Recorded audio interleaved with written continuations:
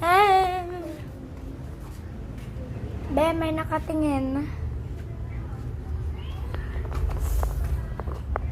Be, alam mo, hindi mo yan multo. Ano yan? Ka-best friend ko yan.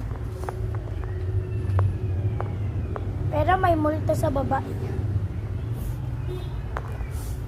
At saka sa third floor.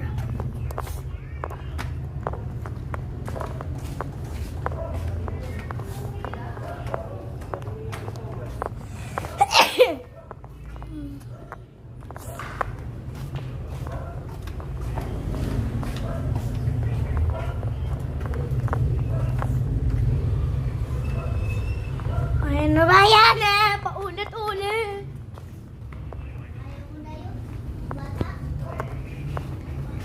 Be, nangungulit. Nangungulik